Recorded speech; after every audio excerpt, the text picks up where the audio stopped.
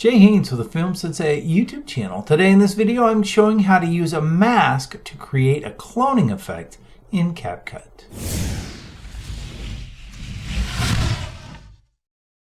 Before we get started, please do me a favor and hit that like button, and if you haven't already, feel free to subscribe to the channel for more content like this.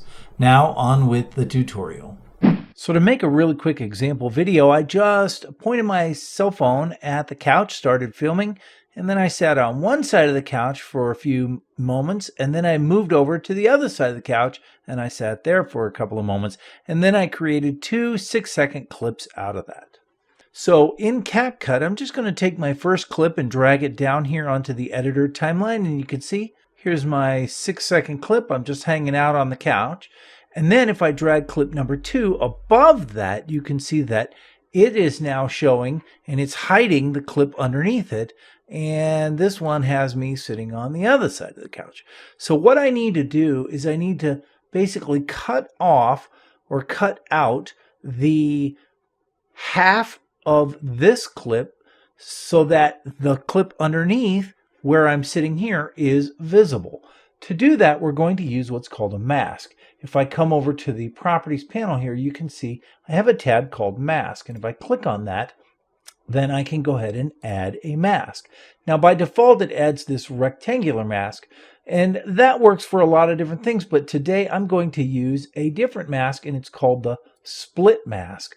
So I'm going to select the split mask, and you can see that it is split right down the middle. And it is basically cutting off the bottom half of this clip. I don't want to actually cut off the bottom half. I want to cut off the left half. So I'm just going to grab this rotation tool and rotate this to be 90 degrees.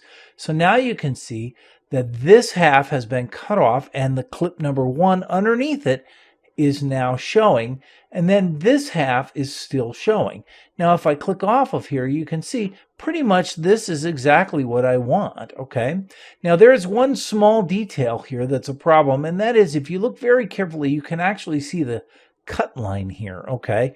You can see where that changes between those two videos. So if I go ahead and click on this again, there's a couple of things I can do. One is I can grab this line and move it maybe to a better place, but in this case, it doesn't really help a lot.